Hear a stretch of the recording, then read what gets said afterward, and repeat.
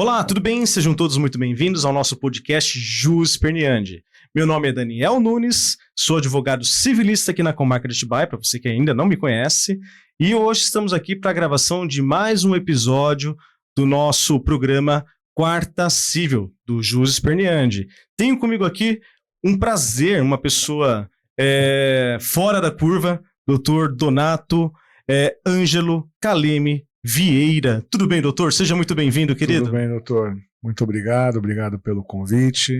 Uma honra estar aqui e poder conversar um pouquinho sobre direito. Doutor, eu que agradeço por o senhor ter aceito o nosso convite, falar sobre direito, falar sobre assuntos que agregam, né, não só a comunidade jurídica, como toda a sociedade, que é isso que nós fazemos no nosso dia a dia da prática jurídica, né? Tentar trazer o melhor para a sociedade. Doutor, o senhor falou para mim que antes de a gente começar essa gravação, que o senhor é especialista em direito empresarial e atua no ramo do direito imobiliário, é isso mesmo? Isso, nos dois direitos. Nos dois direitos. Eu atuo no ramo empresarial e imobiliário também. Que legal, doutor, que legal. E hoje o assunto vai ser PCD. Aí a pergunta, como que o senhor chegou nesse ramo do PCD? O assunto é um pouquinho diferente, né? Exato. Realmente, mas foi uma consequência do destino, né? Uhum. Então, através do direito empresarial, eu pude prestar serviço para uma empresa, trabalhar em uma empresa que atua no ramo PCD, né? Uhum. De que forma? Né? Comunicando, né? Através da comunicação para essas pessoas. E com isso, eu tive que desenvolver essa habilidade de estudar o direito PCD e eu achei curioso, intrigante, né? Então posso dizer que eu sou entusiasta aí dessa nova, talvez, um pouco modalidade de direito que está surgindo aí, que é o direito da pessoa com deficiência. Exatamente. E eu queria que o doutor falasse um pouquinho para a gente a história do direito, né, do PCD, e antes de entrar efetivamente sobre a história do direito do PCD, né, a sigla PCD, o que de fato significa para quem vai nos escutar? Pessoa com deficiência. Ok. Então não é deficiente, não é como se dizia antigamente, aleijado, retardado, cego, etc., mudo, surdo-mudo. Não, hoje, né, o que nós temos consolidado independente, né, aí você vai ter os diversos tipos, espécies de deficiências diferentes, né, deficiências das mais diversas formas, mas o termo universal, né, é pessoa com deficiência. Entendi.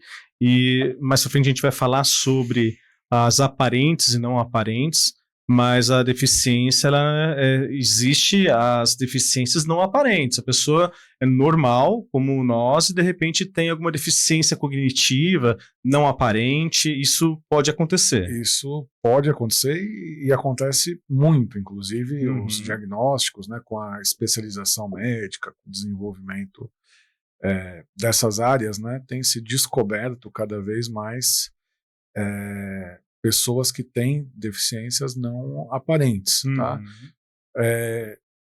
Em alguns casos, por exemplo, o autismo pode ser uma deficiência, um tipo, né, de deficiência não aparente, embora também não se deve tratar, né, o autismo ele é um espectro, né, ele não é uma doença, uma comorbidade, mas ele entra numa espécie, né,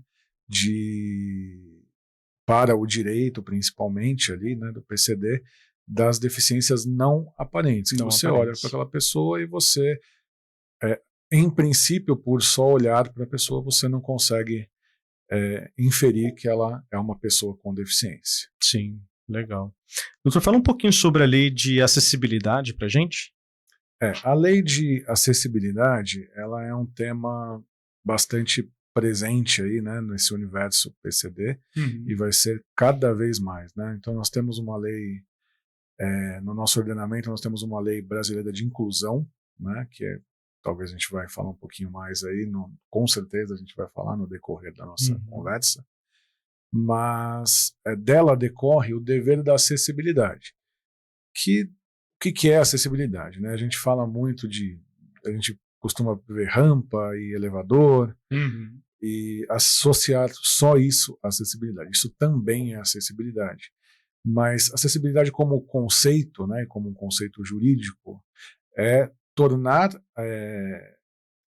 a vida, né, da pessoa com deficiência menos onerosa, né, torná-la menos dificultosa no acesso a tudo. Então, não é só infraestrutura também é acessibilidade. Mas você tem acessibilidade comunicacional, então você tem hoje Libras, né, que é um avanço aí, né, na comunicação para as pessoas surdas. Você tem audiodescrição, você tem braille, você tem uma série de outras coisas, né, que são necessárias para que as pessoas com deficiência estejam abarcadas aí, para ter a vida cada vez mais simples e mais fácil e mais equiparada à vida das pessoas que são típicas, né? Típicas e atípicas também, há esse conceito, né? Então, você tem esses mecanismos, e esse mecanismo, pela lei brasileira de inclusão e pelas leis de acessibilidade, que em alguns casos eles estão permeando aí as outras legislações, né? E também existe uma competência concorrente também dos entes em promover a acessibilidade. Ela é muito ampla, abrangente e numa larga escala ela vai atingir toda a sociedade. Já atinge, né? Hoje, por exemplo, se você for pegar a construção civil, não se permite mais a aprovação de projetos, né, para uso coletivo sem acessibilidade. Então, se você for hoje construir algo que seja para uso coletivo ou de moradia coletiva indeterminada, um condomínio, um edifício, você vai ter que se preocupar com acessibilidade física, né? Então, rampa, corrimão, elevador, etc. e tal. Se você for hoje nas repartições públicas, né, eles têm que ter o atendimento em Libras, por exemplo, uma outra forma de acessibilidade, além da acessibilidade física. E existe inclusive um aplicativo, né, que ele é gratuito, é até bem interessante, chamado VLibras, que ele é fornecido pelo governo federal, que é justamente para universalizar isso. Então a acessibilidade ela é um conceito, né, ela não é só construir rampa ou caminho para a pessoa com deficiência visual. Então, doutor, eu queria fazer uma pergunta a respeito da acessibilidade, né? Por que mesmo com a lei, né, ainda vemos tantos lugares sem acessibilidade mínima? Tá, aí a gente tem algumas questões históricas, sociais, legais e práticas, né? Vou tentar sintetizar. O que acontece? O direito PCD, né? Ele é algo relativamente recente. Claro, pessoas com deficiência sempre existiram, mas um olhar para a acessibilidade é algo bastante recente. De quanto tempo para cá, doutor? Olha, com esse enfoque, vamos dizer que desde 2015, né, com a Lei Brasileira de Inclusão. Havia políticas e 10 etc, anos, então. e tal, mas nada legalmente positivado e constituído com a força, né, que tem essa lei federal. Então, o que acontece? Ela estabelece essas diretrizes e ela basicamente ignora, né, que já existia uma estrutura social antes. Né? Então, essa é a grande dificuldade. Quando você me perguntar por que tem prédios que não têm acessibilidade, porque tem prédios que foram feitos muito antes, né, da lei. E como a gente bem sabe, né, as pessoas, quando elas têm que arcar com algum custo ou algo do tipo, né, as empresas, etc., né, elas geralmente fazem o mínimo que é exigido pela lei, né, se aquilo não vai trazer um retorno imediato. E assim foi feito. Então você pega hoje cidades como São Paulo, por exemplo, você tem edifícios, assim, antiquíssimos, né, que se você for impor uma acessibilidade de uma vez, é muitíssimo oneroso, assim, às Inviável, vezes é inviável né? de se fazer, não que não vá ser feito, Não, tem dá. que ser feito, de alguma forma aquilo vai ter que ser feito a longo prazo. Mas as legislações, né, quando a gente fala Estado, município, a parte prática, né, códigos de obras, leis de acessibilidade específicas, geralmente elas dão prazo, né, para adaptações aí, prazos elásticos, né, para que isso aconteça. Então, mas a acessibilidade é uma realidade que está chegando, né, então foi muito interessante pelo menos você delimitar, quer dizer, ó, daqui para frente se faz tudo acessível, né? E aí quando você tem alguma construção nova que não é acessível, aí é porque falta fiscalização, né? Enfim, é outro braço. Outro braço. Mas você tem um tempo, né? Uma faixa aí para isso ir se consertando em relação às coisas que já estavam construídas, que já estavam consolidadas. Tá? Entendi. É mais ou menos isso. E me fala uma coisa, quem deve ser responsabilizado, né, quando a acessibilidade é ignorada? O Estado ou o particular? Bom, aí depende do que a gente está falando, tá? Porque os entes, né, os entes públicos, autarquias, seja lá o que for, todos eles, pela lei, eles têm que ser acessíveis. Então, quando você estiver num prédio público, num hospital do SUS, quando você estiver numa autarquia e você tiver uma falta de acessibilidade, seja ela qual for, física ou mesmo ali situacional, de ausência de alguém para te atender em libras, ausência de alguma adaptação, isso é responsabilidade direta daquele ente federativo. Quando você vê um edifício particular, né, que não tem acessibilidade, aí você está tratando de uma situação de um particular que o poder público tem a obrigação de fiscalizar. Certo. Então, você pode levar, né, levar essa queixa ao poder público para que ele responsabilize, né, o responsável ali, o construtor, o empresário, enfim, quem for o responsável direto ali por prover aquela acessibilidade. E eu vou fazer uma crítica aqui, que seja uma crítica construtiva, né? Eu vejo muito prefeituras do nosso Brasil Guarani que fazem algumas vias, algumas coisas de acessibilidade, o qual é assim, pensa num local que não tem calçada e eles fazem a acessibilidade de cadeira de rodas para o mato, para o nada. Entende? Eu vejo muito investimento para acessibilidade aonde não chega a lugar algum. Você vê isso como uma falha do ente municipal de aplicar o direito de forma correta, ou você vê um descaso nessa situação? É mais um descaso do que uma falha, né? Tá. Porque além da legislação, a legislação ela não é tão técnica, né? Mas você tem as normas técnicas de acessibilidade. Então, tem uma série de critérios, então rampa, né? Eu já vi rampa que dá num poste. Tem.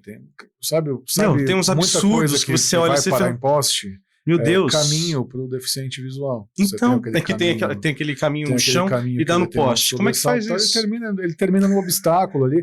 Ou às vezes ele termina e não vai para lugar nenhum. Quer dizer, então o cara terminou ali é o destino dele. Ele não pode ir para lugar nenhum mais sozinho. Né? Então, não faz o menor sentido. Você vê em São Paulo, tem aquelas calçadas que não é rampa, né? É tipo um precipício. Vem aqui, aí acaba, 1 metro de queda. Aí você tem lá uma rampa de acessibilidade numa calçada intransitável para cadeirante, por exemplo. Isso é puro descaso, tá? Na verdade, isso é uma tentativa, assim, a grosso modo, de tentar dizer, minha parte eu fiz aqui porque tem. E tem verba destinada para isso, doutor? O município recebe uma verba destinada exclusivamente para acessibilidade, no caso? Não conforme, existem algumas políticas, né, voltadas à acessibilidade, outra história, mas quando se faz uma obra, o orçamento daquela obra, o escopo, né, quando vai orçar com a contratada ali, né, que tem que prever acessibilidade. Entendi. E acessibilidade correta. Né? A IBNT tem um trabalho assim muito, muito correto e muito bem pensado revisado constantemente sobre isso, né? Então, quando você vai para, por exemplo, para as vagas, né, que é um outro assunto polêmico. As pessoas não respeitam vaga para deficiente no mercado, por exemplo. Mas mesmo aquelas vagas, aquilo ali tem um sentido. Você pode observar que todas as vagas têm uma fita zebrada, né, uma espécie de faixa zebrada. Aquilo ali é por quê? Ela é mais larga. E a vaga deficiente para conseguir abrir a porta, né? Exatamente. Exato. Então, a ABNT tem coisas muito bem pensadas e muito bem consolidadas sobre acessibilidade. O que falta é o cumprimento e a fiscalização, que infelizmente é falha nesse sentido, né? Talvez falte até expertise, né, dos fiscalizadores aí, né, para estarem por dentro dessas normas, dessas diretrizes na hora de aprovar ou de fiscalizar. Talvez um pouco mais de política pública para ensinar as crianças na escola, olha, respeita a vaga de idoso, de deficiente, assim, mais uma conscientização social, ensinar desde a escola, talvez seria uma saída para uma mudança de cultura. Você vê isso como um ponto a ser pensado ou não? Sim, sim. Inclusive, esse é um ponto, como nós temos aqui vários pontos, né, no nosso país, de diretrizes que são tomadas, que são estabelecidas em lei, que não são na prática cumpridas, né? Porque, a lei que não pega? A lei até mais do que isso, é a lei que não é nem estimulada, porque a lei que não pega, às vezes o Estado faz ali né, um esforço, mas não pega. Para nós né? Somos juristas, falar lei que não pega não existe, né? Ninguém pode... Pois é. Falar lei, né, que não pega, só se não tiver fiscalização de fato. Exatamente, né? Mas então, a lei que não pega, ou faltou estímulo, ou faltou comunicação, ou faltou fiscalização. Mas é mais do que isso, né? É uma falta de cumprir a lei, porque a lei de inclusão, ela estabelece políticas também de comunicação, né, de educação a respeito da inclusão. Então ela não é só uma lei de direito a atendimento prioritário, isso ou aquilo. Ela é uma lei abrangente, de inserir na sociedade. Através disso também. Então falta esse tipo de coordenação, né, entre a lei e a prática, né, de inserir, como tem também no caso do idoso, né? Se você for pegar o Estatuto do Idoso, também diz que tem que ter campanhas de conscientização, campanhas até midiáticas, né? Estão dizendo lá na lei. Não sei, doutor, mas eu não lembro de ter visto alguma campanha nos últimos tempos aí sobre isso. Não. E uma coisa que eu acho interessante é que a gente sempre pensa na figura do Estado, né? E a figura do Estado, para nós, cidadão, né? Cara, é o município, que é o que tem o contato direto com o cidadão. E penso eu, né? O governo federal, estadual, coloca as diretrizes, mas quem põe na prática, quem tem o contato direto com o público aqui embaixo é o município. E pensando nisso, eu não vejo o nosso município ou o município vizinho, até onde eu sei, fazer campanhas, por exemplo, para conscientização do idoso, algum direito do idoso, é muito pouco. Eu vejo que o Estado, em relação ao idoso, por exemplo, é o nosso querido INSS, que quanto menos um idoso na praça, é menos uma pensão para pagar. É isso que eu vejo, pelo menos o INSS é um grupinho fechado, que é difícil para você entrar e muito bom para quando a pessoa sai e não volta mais, infelizmente. Doutor, e falando de idoso, a questão do atendimento prioritário. Esse atendimento prioritário para pessoas de PCD. Nós temos atendimento prioritário que eu vejo, por exemplo, eu vou no mercado. O idoso tem preferência, eu vejo que pessoas autistas, pessoas lactantes, isso há uma previsão legal, essa lei ela é mais antiga, de quanto tempo é essa questão da prioridade a essas pessoas com deficiência, seja ela visível ou não, né? Ela veio com a Lei Brasileira de Inclusão, tá? Que é de 2015, que consolidou, né, os direitos da pessoa. É uma espécie de CLT, mas dos direitos da pessoa com deficiência. Ela meio que pegou algumas normas que existiam e unificou, é isso, essa lei? Isso, sobre um conceito geral, sim. Aqui também tinham poucas normas, tinham mais Tá. políticas do que Mais normas. políticas do que né? normas, tá. Mas ela pegou essas políticas e traduziu em normas, em texto legal. Tá. Né? E aí instituiu o atendimento prioritário, consolidou esse atendimento prioritário. É uma lei federal, né, E doutor? é uma lei federal que tem que ser cumprida pelo Estado, pelos entes, né, Sim. que compõem o nosso Estado brasileiro, Uhum. e também pelos particulares, pela sociedade como um todo. Foi até intrigante você até falar o autismo e tal. O autismo, inclusive, ele foi incluído depois, né? Depois. O atendimento prioritário ele foi incluído depois. Depois da entrada em vigor da lei. Depois de 2015. Porque essa lei ela é uma lei muito viva, né? Tá. No sentido de que ela tá toda hora ela está sofrendo algum tipo de alteração, de inclusão. Isso me lembra um pouco a Previdência Social, né? Porque a gente vê questões de Previdência, são leis abertas que sempre dependem de regulamentação. Então vai mudando, vai trazendo, igual as questões de saúde, por exemplo. Hoje você fala, olha, é considerado um grupo de risco esse, amanhã é outro, vai mudando. É totalmente mutável, né? Essa questão de colocar deficientes, por exemplo. Hoje, o conceito de deficiente, seja ele... qual que é a palavra que eu quero usar? Seja ele aparente ou não, o deficiente, né? Hoje tem uma lista que normatiza quem é considerado PCD. Não. Não tem uma lista? Não Nossa, tem. eu jurava que tinha. Você tem, por exemplo, o autismo, claro, foi considerado. Foi assim, expresso, né? Apesar de não ser propriamente. Mas não existe uma lista taxativa. Não existe. Na verdade, a lei estabelece que deficiente é uma pessoa que tem, por alguma razão biológica, né? Ou de saúde, ou consequência de saúde, dificuldades de mobilidade ou cognição que impeçam ali que ela tenha os atos da vida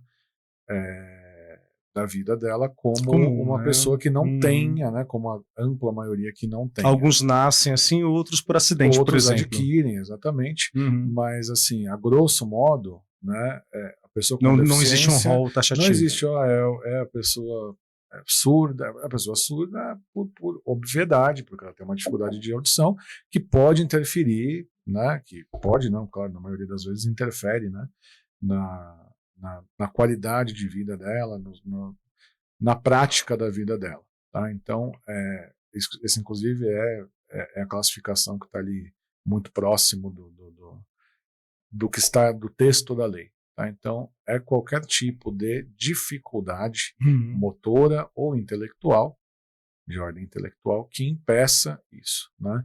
O autismo, a questão do autismo, ela veio colocada, tá? E o autismo é uma coisa, é um tema até intrigante, porque o autismo ele não é uma deficiência a grosso modo, né?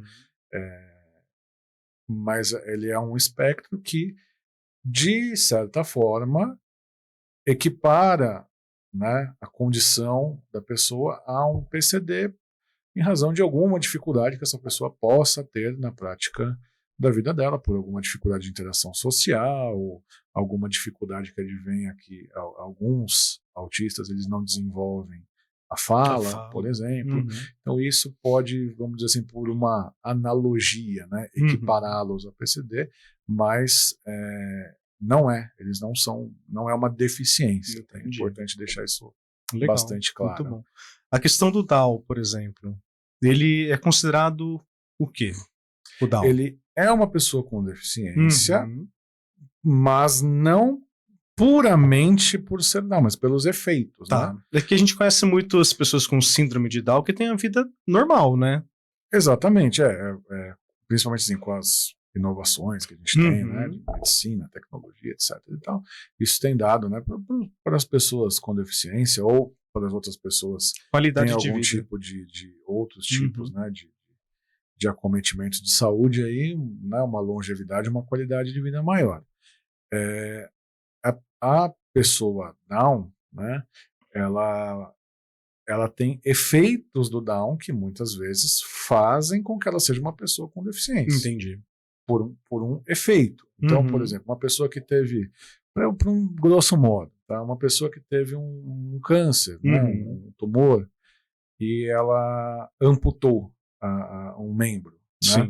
Ela é um PCD porque ela tem câncer, ela teve câncer. Não, ela é um PCD pelo efeito. Pela deficiência, daquilo, porque. né?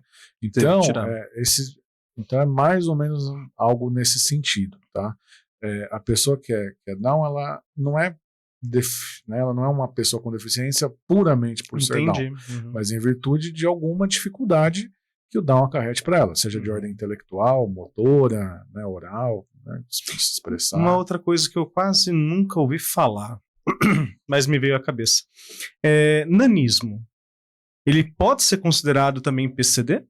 Pode, porque também, né, a falta ali da estatura adequada, ela acaba podendo causar um tipo de limitação na vida da pessoa, né? Então, muitas vezes aquela pessoa precisa de alguma adaptação, né? Então, via de regra, né, a gente pode fazer esse exercício mental. Se a pessoa precisa de alguma adaptação ou de algum auxílio, né, é porque ela tem alguma dificuldade. Tendo alguma dificuldade, ela é uma pessoa com deficiência. Perfeito. O outro ponto que o doutor colocou aqui para a gente conversar é a questão de acompanhamento escolar para autistas. Fala um pouquinho sobre esse tema para a gente. Tá. Isso aqui eu vou restringir um pouco, né, para o estado de São Paulo, porque essa lei, né, a lei que a gente trabalha aqui, é uma lei estadual, então pode ser que os outros estados da federação aí não estejam abarcados por isso, então você aí de casa, né, consulte a legislação do seu estado, se você não for de São Paulo, mas a lei estadual paulista, ela prevê, né, a inclusão de um acompanhamento especial, né, para o aluno autista que tenha dificuldades de aprendizado ou de outros aspectos, não do aprendizado puro e simplesmente, mas de qualquer aspecto do desenvolvimento escolar, prevê então um profissional de apoio para auxiliar aquela pessoa autista. Tá? Em todos os casos, não. Tem que ser comprovado, né, que em função do autismo, aquela pessoa tem uma dificuldade que impeça o desenvolvimento escolar adequado dele. Tá? Como? Né? Através de avaliações pedagógicas, psicológicas, etc. e tal. Isso é desenvolvido, isso é detectado, né? E aí a pessoa faz jus a esse direito. Isso na teoria é bastante simples e bastante bonito, mas na prática você tem uma enxurrada de ações judiciais, né, por conta desse direito que, infelizmente, ele ainda é muito desrespeitado. Sim. Tá? Tira uma dúvida para mim, essa questão do acompanhamento escolar para autistas, né? Cada pessoa com autismo, por exemplo, cada criança que tem esse problema, tem direito a um acompanhante ou então um acompanhante pode cuidar de vários alunos ao mesmo tempo? Isso vai depender do grau de dificuldade que aquele autista tenha, né, e do número de alunos ali, porque é muito difícil na instituição escolar você ter essa paridade, né? Então, assim, é o tempo suficiente necessário, né, o número de profissionais necessários para dar conta daquela população ali, né? Então, naquele momento, o autista, né, ele vai precisar de acompanhamento em todas as atividades. Tem que ter uma pessoa 100% do tempo ali com ele, né? Se tiver um outro aluno dentro da sala dele, né, e a pessoa conseguir gerenciar os dois, tudo bem. Mas se não conseguir esse assessoramento, tem que ser um para cada pessoa. É de acordo com a necessidade, né, com o grau de necessidade que aquela pessoa tenha e com a disponibilidade ali de profissionais e de pessoas a serem assistidas. Né? Isso é uma coisa muito interessante também. É um ponto positivo, né, que que a lei ela abrange a educação do autista dentro da sala de aula convencional, né? Ou seja, junto dos colegas deles, né? Normalmente ali. Então, porque isso antigamente era um pouco alvo de segregação, né? Então, a pessoa autista ficava ali com alguém, mas sem o convívio social. Uhum. Então, hoje a gente tem as APAES da vida, né? Assim, hoje não, já é antiga a APAE. E a APAE, ela cuida de pessoas com deficiência intelectual, né? sim. E a APAE, ela seria um braço, por exemplo, dessa questão que a gente está falando sobre acompanhamento de autistas. Porque aqui, autista pode até colocar numa escola normal, comum, com um acompanhante, né?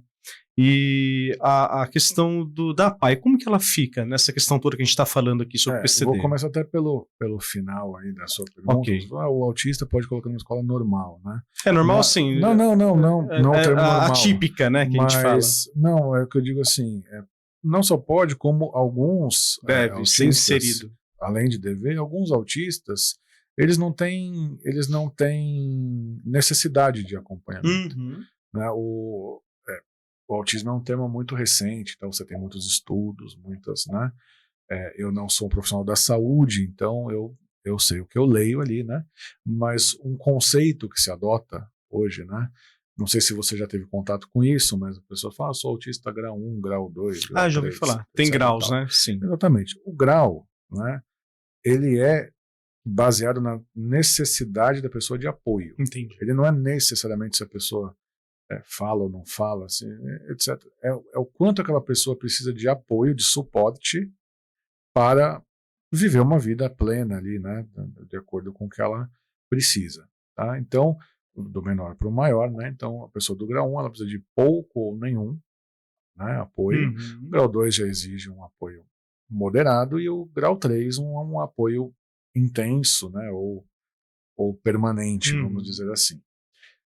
Então, existe uma série de pessoas, aliás, acredito eu, né, que uma grande parte, mesmo enorme parte das pessoas que estejam dentro do espectro autista não necessitem de qualquer tipo de acompanhamento especial. Né? Elas precisam de apoio de outras formas, alguns medicamentosos, outros com terapias ocupacionais, terapia, etc. e tal. Tem uma gama, né, cada vez maior de coisas surgindo. Uhum. Agora, quanto a APAE, a APAE ela é uma iniciativa particular, na verdade, né? É a Associação dos Pais e Amigos dos Excepcionais, né? Um termo que se usava antigamente aí.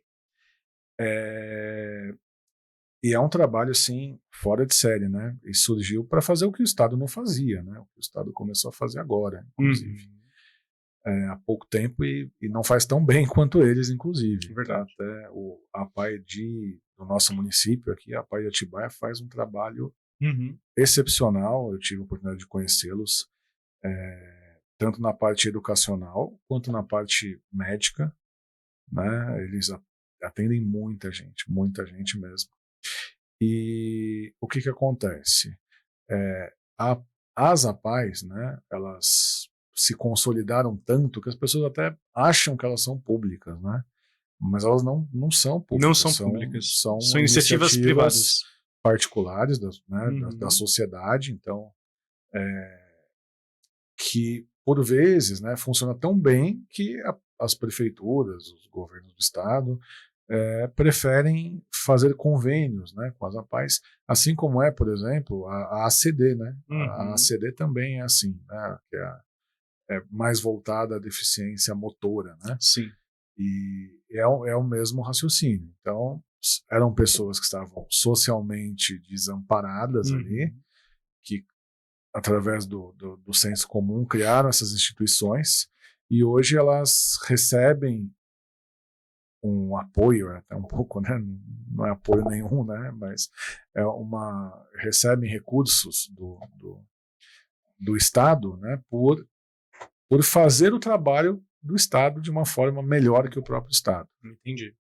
Acaba recebendo uma quirelinha do Estado para fazer o que o Estado já deveria fazer e muito bem feito. E fazem com assim, fazem bem melhor do que o Estado. Muito melhor que o Estado. Vamos falar agora um pouquinho sobre leis de cotas universidades. São das cotas universitárias, né? Fala um pouquinho sobre essa lei de cotas pra gente, por favor. Novamente, né, a gente vai falar desse tema. É importante delimitar que nós temos dois tipos de lei. Tá? Então, nós temos a lei federal de cotas, que se aplica às universidades federais, aos institutos federais, que é a mesma lei de cotas, por exemplo, para a pessoa negra, né? Está no mesmo âmbito da lei, segue o mesmo raciocínio ali, na questão de distribuição, racional, tudo mais. Então, ela é uma lei voltada às universidades federais. Uhum. Então, assim, as universidades que não são federais, né, ou institutos que não são federais, eles não estão subordinados a essa legislação, mas, via de regra, eles seguem, né, o mesmo padrão. Agora, nesse ano, agora de 2025, nós temos uma novidade, né, em termos de legislação estadual. Então, novamente, para o estado de São Paulo, é bastante vanguardista, talvez isso seja repetido por outros estados aí, que no que se refere às universidades e institutos estaduais, ou seja, USP, Unesp, né, você vai ter uma lei de cotas para PCD, né, para pessoa com deficiência, que acompanha o censo. Então, proporcionalmente, isso é muito interessante, né, uma dinâmica muito interessante. Então, é de acordo com o censo, né, na proporção do censo vão ser distribuídas vagas para as pessoas com deficiência. Preencheu aquelas vagas, ok. Não preencheu, aí as vagas ficam disponíveis para candidatura geral. Então, isso é um mecanismo bastante interessante, né, de equiparação, porque você equipara com números. E essa novidade reais, né? de ter aí cotas para PCDs, né? O doutor falou que é recente essa novidade do PCD de acordo com o censo. E recente quanto, doutor? Quando começou? Esse ano, 2025? E esse censo como que é feito? O censo, ele é uma pesquisa, né, feita pelo IBGE, que é o Instituto Federal. E o IBGE ele faz esse censo por amostragem, então algumas pessoas, né, recebem um contato do IBGE.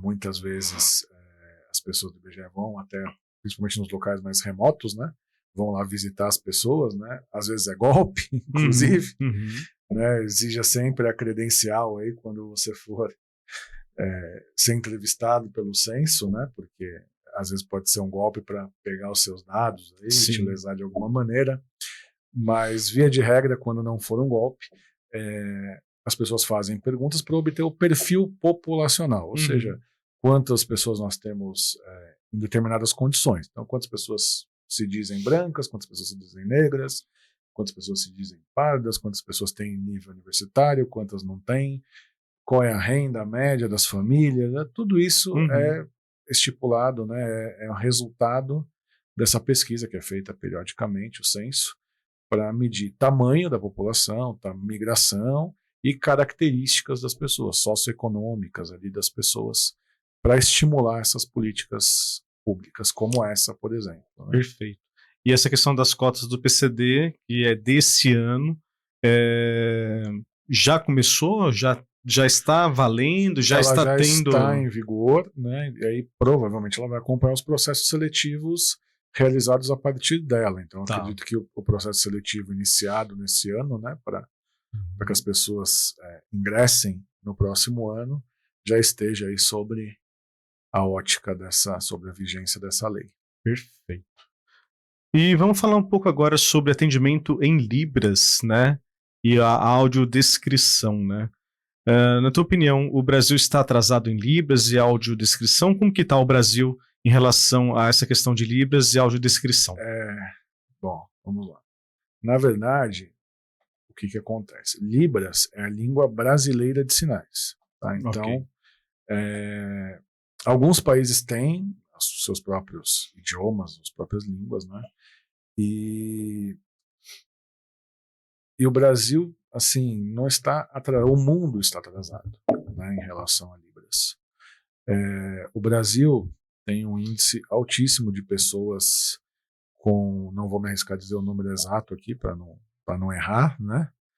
Mas o índice de pessoas com surdez, mesmo parcial, porque a pessoa que tem surdez parcial também é surda, né? Também é considerada surda. É um índice bastante chamativo em relação à população, né? O total da população. E Libras é simplesmente uma ferramenta básica da comunicação dessas pessoas, da expressão dessas pessoas. E o que acontece, né? Não sei se você já reparou na sua TV, na TV aberta, né? Você tem um negócio chamado, um botão às vezes chama de CC, né? Closed Caption, né? E que se você apertar aquilo ali vai vir uma legenda. Antigamente era o SAP, né? Não era SAP que chamava? A tecla SAP, eu acho que ela traduzia, se não me engano, né? O Closed Caption é uma espécie de legenda coisa, em tempo real. Igual no YouTube, tem lá para legenda. Exatamente, exatamente. Só que o do YouTube é um pouquinho mais efetivo, né? Tá. Mas o Closed Caption, ele foi importante por um tempo, claro, né? Mas assim, ele está muito longe de ser o ideal, né? Para a pessoa surda, né? Para quem ele é feito. Porque, primeiro, não sei se você já leu aquilo, mas não dá tempo, então quando é muito rápido. Uma coisa muito rápida, ao vivo ali é muito rápido. É ao vivo, então sai tudo, né, meio complicado e tal. E veio aí Libras para resolver este problema também, né? Fora a comunicação do dia a dia. E o que acontece também, que é uma outra coisa que a gente tem, né? Aí você pode me perguntar assim, né, que é uma coisa que eu também me perguntava isso antes de conhecer, de entrar, né, nesse universo, né, de conhecer isso. Mas se hoje em dia tudo tem legenda, para que eu preciso de Libras, né? A pessoa é surda, né? Ela enxerga, ela vai poder assistir tudo com legenda. Mas eles não sabem escrever e ler, né? Ainda mais hoje. Além desse caso da alfabetização, né, você tem uma outra coisa, que a Libras, ela realmente é pensada para a pessoa surda. Então, quando você vê um intérprete de Libras fazendo ali a interpretação, ele não está só fazendo a interpretação, ele está traduzindo, porque a pessoa principalmente a pessoa que nasceu surda ou que adquiriu a surdez nos primeiros anos de vida, ela tem uma dificuldade grande com o que nós estamos acostumados, figuras de linguagem, ironias, etc. e tal. Então, muitas vezes, e o intérprete de Libras tem que ser muito bom em fazer isso, ele tem que pegar e traduzir aquilo para a pessoa. Traduzir figuras de linguagem, traduzir entonação, que é algo que a legenda pura e simplesmente não faz. Sim. Então, é um trabalho importantíssimo. E aí você pergunta, o Brasil está atrasado? Não está atrasado em relação aos países de primeiro mundo, né, como a gente chama, os países desenvolvidos. Estamos muito próximos deles. Mas o problema é que mesmo esses países, eles não dão a devida atenção. Então, você pega os conteúdos padrão, ou não tem Libras, ou quando tem Libras, eles estão aqui num cantinho da tela, bem minúsculo, né? Relegados aí a alguma coisa, mas assim, está avançando, está mudando, né? E a gente espera que isso avance independente da lei, né? Que isso avance por si só. Legal. Agora vamos falar sobre discriminação a PCD, né? É um dos pontos que o doutor trouxe aqui para a gente conversar. E o que o senhor tem para falar sobre a discriminação ao PCD? Tenho a falar o seguinte, também a nossa tão citada aqui, né, Lei Brasileira de Inclusão, prevê, né, como crime, tá? Com pena de 1 ano, podendo chegar até 5 anos ali, dependendo da modalidade, né, em que é feito e das circunstâncias, a discriminação à pessoa com deficiência. E discriminação, não estamos falando só de insulto ou né, a injúria, ou os crimes contra a honra, né, como a gente está acostumado a tratar juridicamente. Estamos falando em recusar atendimento, em recusar vaga, em recusar serviços, em recusar acesso da pessoa a qualquer coisa pública ou oferecida ao público, né? Não é só pública na esfera governamental, mas se você é um empresário... Atendimento público, né? Tem uma lanchonete, por exemplo, não quero atender o cara porque o cara é deficiente. Não, você está discriminando. Por que isso, né? Então, tudo isso é discriminação. Tá? A pessoa com deficiência com essa previsão. É importante destacar também que nesse âmbito, né, isso é uma curiosidade engraçada, não no sentido literal da palavra engraçada, né, mas o nosso Código Penal, a partir da lei, né, de inclusão para frente, até nos últimos anos, aí 2022, 2023, ele veio sofrendo ali algumas modificações para agravar, né, os crimes que são cometidos contra a pessoa com deficiência. Então, se o doutor pegar ali alguns crimes do Código Penal, via de regra vai estar lá nos incisos, né? Então, quando for cometido com pessoa com deficiência, um aumento de 1/3, etc. e tal, para vários dos crimes. Agora, o que é engraçado, né, que a gente diz, é que o próprio Código Penal, ele é discriminatório. Porque se você for pegar o artigo 26, que trata da inimputabilidade, ele usa um termo que, assim, é um dos termos mais absurdos possíveis, que ele trata como inimputável os retardados. Né? Então, mas aí você vê qual ano que foi feito o projeto de lei do Código Penal. Não, sim, a cultura 40, era diferente. Claro. Mas se você for pegar, por exemplo, vou fazer uma equiparação para você aqui, pode parecer um detalhe bobo, né? Um detalhe bobo, mas se você for pegar, nós temos o Estatuto do Idoso, que ele é de 2004. 2004. Né? 2004 que ele foi promulgado, verdade, 2003, né? E foi em vigência em 2004, mas ele é de 2003. A criação da lei, né? E a promulgação. E ele fala de o idoso, tal, no texto inteiro. Sim. Hoje não se usa mais o termo idoso, se fala pessoa idosa. Pessoa idosa. E o que acontece em 2022, se você for pegar, ela foi toda reescrita. Toda. Olha, o Código Penal, ela foi entrada em vigor em 1940. Então, se você for ver a cultura, a forma de pensar, acredito que tenha passado aqui pelo menos 10 anos antes para aprovar essa lei. Sim, não, com certeza. Deve ser da década de 30. Veja, ele não é o mesmo. Mas podia ter feito, por exemplo, uma adequação. Uma adequação do texto, né? Como foi feito com o Estatuto do Idoso.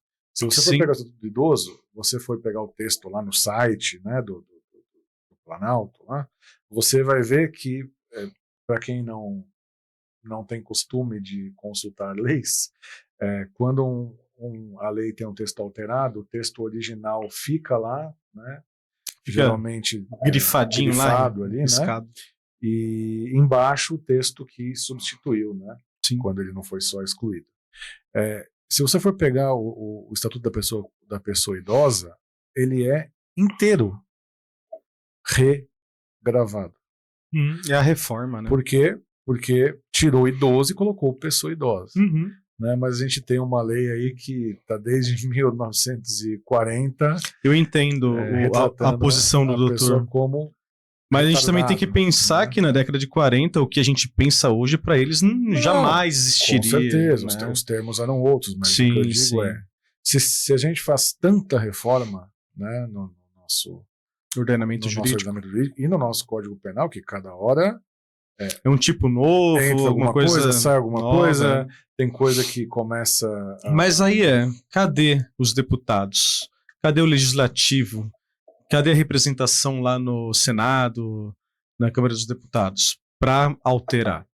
Aí precisa da categoria ter um representante que lute pelos direitos, pelos PCDs, né? Por essas pessoas que estão sendo discriminadas pela própria lei. Exatamente. Né? Então, pela falta de representatividade, é por isso que não tem a reforma.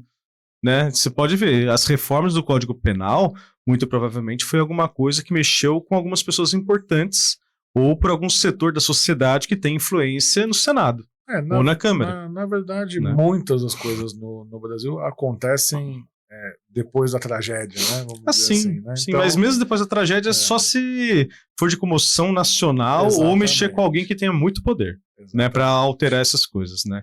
Infelizmente. Chegou num ponto aqui que eu acho muito legal, que é a questão dos benefícios assistenciais, né? Então, queria que falasse um pouquinho, porque a gente sabe que aquele que não trabalha e que tem deficiência por pelo menos 2 anos aí, com baixa renda, teria direito a acesso ao LUAS, né? Só o LUAS. Quais são os benefícios assistenciais que tem para pessoas com PCD?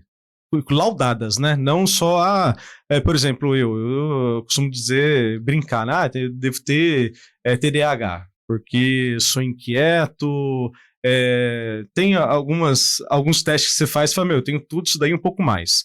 Mas não sou laudado, não tenho laudo, né, para isso. A questão é, a pessoa que tem laudo, a pessoa que realmente tem alguma deficiência, seja ela física ou intelectual. Quais são os benefícios assistenciais voltados para essas pessoas? Bom, veja bem. Hoje você tem os benefícios em forma de renda, né? Tá. Que o principal dele, aí vai depender se a pessoa trabalhava ou não, quando ela adquiriu essa... Sim. Né? Porque se ela era produtiva, se ela trabalhava, estava no mercado de trabalho, ela muito provavelmente vai ter a aposentadoria dela por invalidez, né? Uhum. Se ela atender ali aos requisitos da Previdência. Se ela nunca chegou a exercer o trabalho, né, ou se ela não tem... Já nasceu impossibilitada, por exemplo. Ou se ela não, né, por algum motivo, ela não tem direito à Previdência quando, né, da incapacidade para o trabalho, aí ela vai ter direito ao BPC LOAS, né? Sim. Popularmente conhecido como LOAS, que é um benefício para a pessoa que além dos requisitos que você já falou, também tem uma renda familiar de baixa renda inferior a 1/4 do salário mínimo por membro da entidade familiar. Agora, ou seja, tem que ser pessoa de baixa renda mesmo para conseguir esse LOAS. O que é um pouco... Você acha que é um pouco discriminatório essa questão da renda familiar para a pessoa que precisa de verdade? Isso é um pouco complexo pelo seguinte, você tem uma exceção na lei, né, que muitas pessoas, você aí que estiver vendo isso, tiver perdido o direito aí ao BPC, por favor, Vira e mexe, passa o facão lá. Eles cortam, né? Aí tem que correr atrás. De acordo com o critério de renda, eles cruzam informações, etc. Se você perdeu direito ao LOAS e você é uma pessoa com deficiência que tem custos, né, em virtude da sua deficiência ali, em virtude de um tratamento médico, tenha gasto com medicamento, com terapia, com fraldas, com etc., qualquer coisa, tá? Isso tudo tem que ser retirado do cálculo da renda familiar. Então, muita gente perde o benefício sem saber sem justificar, né? Sem saber desse aspecto. Às vezes tem uma renda maior, mas contudo ela é utilizada em prol da própria deficiência, para, que nem o doutor acabou de falar, medicamento, fralda, enfim, o cuidado especial àquela pessoa especial. Exatamente. Esse valor tem que ser não considerado ou retirado para ver a média da renda familiar. Da renda familiar, exatamente. Por isso que é importante procurar um profissional, um advogado de confiança, para pedir talvez a revisão disso daí, porque muitas pessoas vão direto na assistente social, lá no CRAS, e querem fazer tudo sem advogado. E algumas vezes dá certo e muitas vezes dá errado. Então fica a dica para você que está aí e perdeu, infelizmente teve aí o teu benefício cortado, procure um profissional de confiança para fazer essa revisão. E às vezes, como o doutor falou, justificando, levando a documentação necessária, é retomado aí o pagamento do benefício, né, doutor? É direito, porque as pessoas têm, às vezes, tem custos altíssimos, Exato. né? E não é um favor do Estado. Então, está na lei, está previsto na lei, a gente, mais do que ninguém, a gente sabe, né? Que a gente lida com isso, lida com casos disso, a gente sabe que existe um abismo entre o que está escrito na lei e o cumprimento da lei, e muitas vezes o cidadão ele fica à mercê do desconhecimento, né? Então, ele vai lá num guichê, uma pessoa fala para ele, ó, a renda aqui da sua família subiu e infelizmente cortou, tal, e por isso é importante estar ligado nesse direito, né? E se você não conseguir fazer cumprir por você mesmo, né? Através ali do CRAS ou então da Assistência Social, por favor, procure um advogado. O que eu percebo muitas pessoas procuram o nosso escritório, é quando há um erro no CAD único, há um erro de preenchimento do CAD único, do cadastro único, né? Sim. E aí, às vezes, lá por um erro de digitação de quem está atendendo lá, a pessoa perde o acesso ao benefício. E aí procura advogado e faz a correção e aí volta a receber. Então é importante a pessoa saber, me cortaram. Às vezes é por causa de um erro, uma inconsistência no preenchimento do CAD único, né?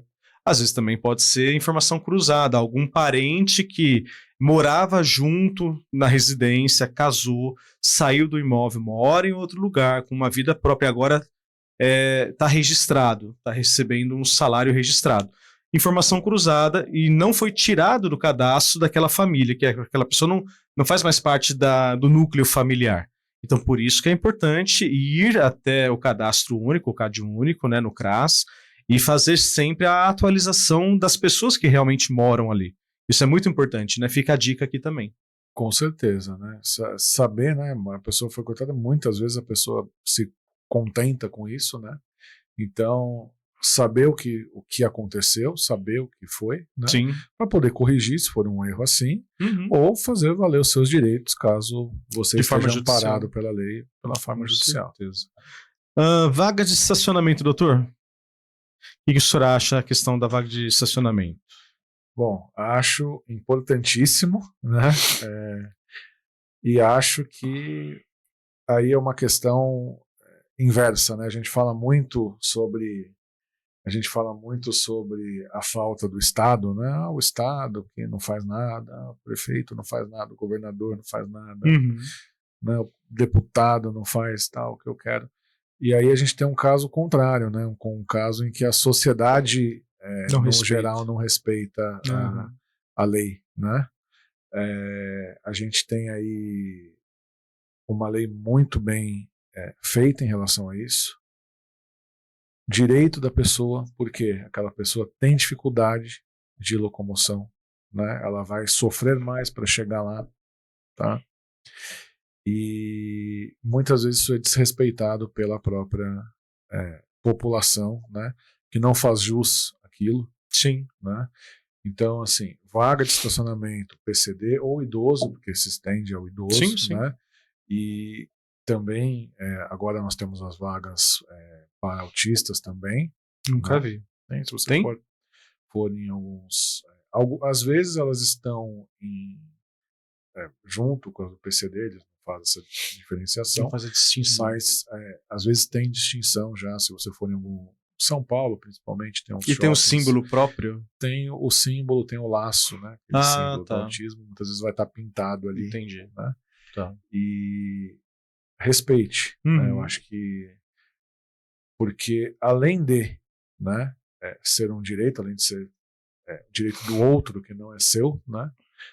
É uma infração de trânsito. Sim. Tá? Mesmo em áreas particulares. Então, muitas vezes o cara vai no shopping, o cara vai no supermercado e ele acha que, por ser um espaço privado, ele não precisa respeitar. Privado, né, aquela vaga não faz sentido estar ali e ele para ali. Tá? Não pode, é a mesma coisa de cometer a infração na rua. É isso, fica aí a dica para você. Respeite. Doutor, estamos quase terminando, já estamos com 59 minutos de gravação. Vamos falar dos dois últimos pontos. Deficiências não aparentes, doutor? Ótimo. Também estão amparadas pela lei, né? Como a gente entrou no assunto antes. Sim, foi né? verdade. Mas são as deficiências de natureza, muitas vezes, né, intelectual, mas que são consideradas... Quando a gente fala intelectual, doutor, a questão psicológica também se enquadra, não? Depende se ela impedir a pessoa de praticar os atos da vida plena. Porque tá? eu sei que o psicológico, aí eu entro já na seara da doença psicológica mesmo. Os transtornos hoje que a gente tem, burnout, depressão, etc. e tal, eles não são encarados como deficiências. Mas só como doença. São doenças a que pessoa são... tá com, por exemplo, tá com... o doutor acabou de falar, aquela doença que a pessoa fica triste. Como é que depressão. fala? Depressão. A pessoa fica acabada. Sim, e isso é doença. Sim. Tecnicamente falando, tem que tomar medicamento, acompanhamento, tudo mais. E ela tem um amparo legal, né? Por exemplo, no ambiente de trabalho. Porque isso a pessoa... Antigamente as pessoas falavam, isso daí é frescura. Não é. Nem um Só pouco. quem teve sabe como que é. Eu já tive. Nem um pouco. E a lei trata disso também, né? O nosso mundo jurídico trata esses tipos de transtornos ali. Na seara própria, então se for no ambiente laboral, vai ter lá as suas consequências, né? Se for em virtude de alguma... fica né? afastado, né? A pessoa vai ter direito ao tratamento, né? Pelo Sistema Único de Saúde, se for o caso. A pessoa vai ter todos os direitos lá. Se ela não puder trabalhar, né? Ela vai ser afastada, vai ter os direitos previdenciários, mas a rigor ela não está equiparada ao PCD. Exceto se ficar 2 anos com essa doença. Aí ela é equiparada a um deficiente. Ou não? Não. Não? O PCD, ele é uma pessoa que ela... Quando a gente fala da deficiência intelectual, a gente está falando ali que a pessoa não tem o desenvolvimento intelectual completo. Entendi. Né? Por algum motivo qualquer. Entendi. Né? Pode ser, por exemplo, as pessoas com Down, que têm uma propensão a ter um desenvolvimento intelectual não compatível com a idade. Né? Por exemplo. Né? Pode ser uma pessoa que, por alguma doença, aí sim, outros tipos, né, de transtornos, tenha o seu desenvolvimento intelectual atrasado em relação à idade. Essas pessoas são pessoas com deficiência. Com deficiência. Agora, a pessoa que tem a intelectual, o desenvolvimento intelectual completo, e ela ficou doente, ela não vai ser considerada PCD. É isso que o doutor está falando. É isso mesmo, exatamente. Entendi. Assim, a grosso modo, não é uma comparação válida, né? Mas assim, bati meu braço aqui, né? Tá doendo, mas ele tá aqui, ele funciona, eu não sou uma pessoa com deficiência. Entendi. Tá? Exceto se amputar, aí passa a ser. Exatamente. Porque há uma diferença da questão intelectual da questão física. Sim. Né? Porque físico você pode perder um membro e se tornar um PCD. O intelectual, ou você nasce com algum problema e não tem o desenvolvimento intelectual completo e você é PCD, ou se você tem um desenvolvimento intelectual completo e ficou doente, por exemplo, com algum problema psiquiátrico, você não é considerado PCD. Agora, isso... exceto se você perder a capacidade cognitiva. E vamos supor que a pessoa, por exemplo, teve um derrame. E aí ela vira a capacidade PCD. cognitiva e perdeu a mobilidade. Ela virou PCD. Ela virou PCD, acabou. Uma pessoa, por exemplo, com Parkinson, né? É uma pessoa que ela adquire o Parkinson, ela não adquire nova, né? Geralmente é um transtorno que acomete as pessoas a partir de uma idade adulta, mais aí, avançada, né? E tal, e essa pessoa se torna PCD. O Alzheimer, como que é? Também torna-se PCD. Tá? Assim, tudo que a gente está falando aqui pode mudar amanhã, porque com os avanços da medicina e com os avanços o interessante sociais, é não ter um rol taxativo, né? Isso que eu acho interessante. Eu sendo um positivista jurídico, né, trabalha com a norma, não ter um rol taxativo só meramente exemplificativo, e aí usar os princípios, né? olha, a redução tem que provar a redução da capacidade. Na verdade, você tem ali a pessoa para ser equiparada ao PCD no tratamento, né, como PCD, ela pode ser, se for o caso, submetida a alguns critérios avaliativos, dependendo de onde ela estiver. Tá. Né? Então, essa foi a forma que o direito enfrentou lá. Né? Então, se você for pegar logo abaixo do que é considerado pessoa com deficiência, você tem lá como essas pessoas são avaliadas. Então, tem uma série de critérios ali utilizados, né, para dizer se aquela pessoa é uma pessoa com deficiência Sim. ou não é uma pessoa com deficiência. Então, assim, a grosso modo, é uma pessoa com deficiência, uma pessoa que tem, por algum tipo de transtorno físico ou intelectual, né, dificuldade de obter uma vida mediana, vamos dizer assim, uma vida que a pessoa sem aquele tipo de transtorno teria. Exatamente. Doutor, vamos entrar no último item aqui, a questão da isenção de impostos para PCD.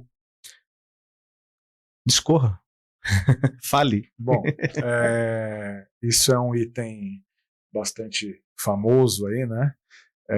Na verdade, essa isenção ela é um pouco ampla, né? Você tem as isenções previstas, tem algumas regras sobre imposto de renda, né? Agora, inclusive, está aí para ter vigência uma isenção de imposto de renda para autistas ou pais de autistas, né? Que sejam os dependentes, sejam autistas. Você tem alguns tipos de benefícios ali tributários, né? Para pessoas com deficiência. E IPTU também tem alguma coisa nesse sentido, não? Varia de prefeitura para prefeitura. A legislação ela municipal. É competência municipal. Algumas prefeituras têm, outras ainda ICMS, esses impostos estaduais. Cada estado tem a sua própria legislação para falar. Cada estado tem a sua legislação para falar, mas, assim, a grosso modo, vamos falar da mais famosa delas, né? Que é o famoso carro PCD que a gente vê em todo... Minha mãe, ela tem um laudo de PCD por mobilidade e ela compra carro. De tempos em tempos ela troca com esse benefício aí. Então, essa ideia é a seguinte, né? Para suprir, porque o que acontece? Presume-se, né, que a pessoa com deficiência ela precisa de alguma adaptação para o carro, para que ela dirija o carro, né? A gente pensa, porque a gente vê que os carros são carros automáticos, né, por razões ali de acessibilidade, né, pura e simples, mas existem adaptações extremas, né? Sim. Assim, já vi pessoas que não têm perna e... Não, como que é? Não tem braço e dirige com a perna. Vi essa semana um Instagram de uma moça. Cara, que da hora. Ela dirige um carro normalzinho só com o pé. Ela senta lá atrás e com o pé ela vai dirigindo. Tem os carros com acelerador na mão, né? Para pessoa que não... adaptado, né? Então, tem uma série de adaptações. Entre elas, a automatização. O que vai conseguir de isenção de imposto gasta nas adaptações. Essa é a ideia. Então, a ideia é, se a pessoa não pode comprar o carro... adaptado. Né, o carro convencional, comum, né? É justo, já que ela é obrigada a adaptar o carro, que ela pague um pouco mais barato no carro através desse mecanismo benefício, do benefício tributário. Então, o governo federal zerou, né, modificou lá a alíquota do IPI, né, que é o imposto federal. O governo, né, do estado abre mão ali do ICMS, né? Muitas vezes as prefeituras abrem mão do IPVA daqueles veículos, né? E no caso de São Paulo, do rodízio municipal também, fica isento para rodar, a fim de que aquela pessoa possa ter uma qualidade de vida maior. Aí entra uma coisa que você acabou de me perguntar, né? Falando assim, mas a pessoa é com deficiência e tal, né? Como é que a gente sabe que uma pessoa com deficiência, como não é? Nesse contexto, Qualquer pessoa que não consiga dirigir o carro manual é uma pessoa com deficiência. Olha, eu faço jiu-jitsu, vira e mexe, eu tô com meus joelhos que eu não consigo mexer. Tanto tenho um menisco do meu joelho esquerdo rompido por causa do jiu-jitsu. Tem hora que eu não consigo mudar o manual na marcha. Hoje meu carro é automático, tranquilo. Mas eu penso pessoas que, por exemplo, sofreram acidente, que não conseguem dobrar o joelho. E tem a mobilidade reduzida. Esse é o exemplo assim, né? mais puro da aplicação dessa lei. Então você olha uma pessoa lá, você fala, pô, sua mãe, né, por exemplo. Sim. Sua mãe, você não, talvez, não sei, não conhece, mas você nunca olhou para ela como uma pessoa PCD. Não. Mas ela tem dor no joelho que ela não consegue trocar as marchas. Mas teoricamente, sobre o viés, né, da lei, ela é um PCD, né? Porque por algum motivo ela não consegue. E ela é não não aparente. Prática não. Porque você olha pra pessoa e você fala, normal. E só que a mobilidade é reduzida. Então, o que acontece? Para fazer jus a isso, né? A pessoa vai lá, passa no médico, né? Obtém um laudo. Passa pela inspeção, né? Obtém um laudo com o CID, né? Com a classificação, né? Qual é o tipo de transtorno ali que ela tem para justifique aquilo. Qual é a adaptação que ela precisa, né? Com isso, ela procura lá o Detran, faz o procedimento burocrático, em alguns casos tem o exame teórico, o exame prático lá para fazer de novo, e passa lá pela junta médica. Tal. Com isso, ela vai obter uma CNH especial, né, que vai dar direito a ela a dirigir só o carro adaptado. Sim. Né, então, tem lá umas letrinhas lá na CNH que vai dizer se o carro tem que ser automático, se tem que ser lá, seja lá qual tipo de adaptação, e também vai obter ali as autorizações para o desconto do imposto, né? O que acontece, né, como tudo que é bom, né, é bom para o cidadão, é usado de uma forma talvez as fraudes, né, da vida. Errada. Então há uma série de fraudes, sim, né, isso que o governo acaba ali tentando coibir, por exemplo, restringe a venda, né, você ficar um determinado período. Tem que aumentar a fiscalização, tá certinho, senão vira feira, todo mundo quer. E talvez aumentar um pouco mais o rigor na concessão. Sim, né, porque... a fiscalização, tipo assim, você quer? Ok. Me traz os laudos, agora vamos confirmar. Vamos lá no Instituto Médico Legal e vai passar por um perito. Tem um judiciário, não é assim? A gente, quando alega uma coisa, não tem que confirmar com o perito judicial? Que seja, fazer o quê? É burocrático? Mas... E pessoas que acabam tirando, né, o direito de quem realmente tem o direito. Porque tudo que extrapola, uma hora acaba tendo alguma restrição. Falta para quem precisa depois. Exatamente. Doutor, quero agradecer, estamos com 1h12 de gravação. Bate-papo legal sobre assunto legal. Recado, lógico, fica à vontade. Sobre as deficiências não aparentes. Mas o recado não é para você, o recado é para cá. Por favor, lá. Se você não tem uma deficiência não aparente, não use o cordão de girassol porque acha ele bonito. O cordão de girassol, ele é instituído por lei. Ele é uma forma de tornar essas pessoas visíveis. Então você tem um mecanismo, foi incorporado na lei, que é o cordão de girassol. O cordão de girassol, para que é? O cordão de girassol, ele é utilizado para identificação das pessoas com deficiências não aparentes. Não aparentes. Então é para resolver esse problema. Tá. Se você tem uma pessoa ali que tem uma deficiência não aparente, se ela quiser, não é obrigatório, né?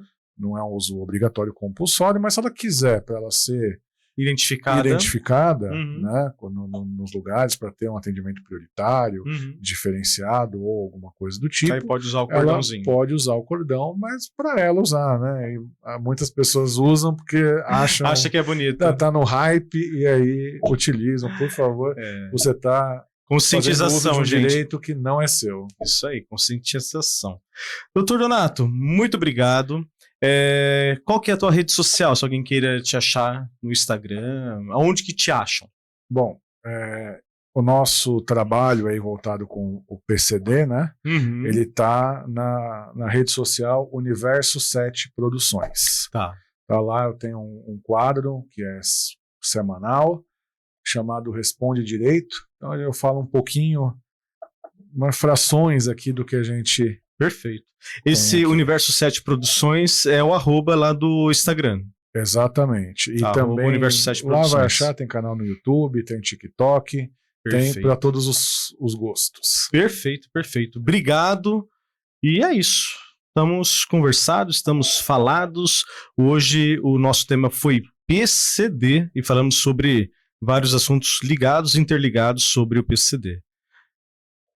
Novamente, renovar aqui o meu agradecimento, falar que foi uma honra recebê-lo. Eu que agradeço, a honra é minha. Obrigado mesmo. E agora o meu recado vai para você que está aí me assistindo e que ficou aqui nesse podcast até agora. Não se esqueça de dar aquele like nesse vídeo, se inscreva no nosso canal, mande o link desse vídeo para os teus amiguinhos, manda lá no grupo da família. Esse assunto é um assunto muito legal. Muitas pessoas, com as informações que nós trocamos aqui, vai acabar ajudando outras pessoas. Enfim, isso aqui é importante. Então é isso, por hoje é só e a gente se vê na próxima. Grande abraço, valeu!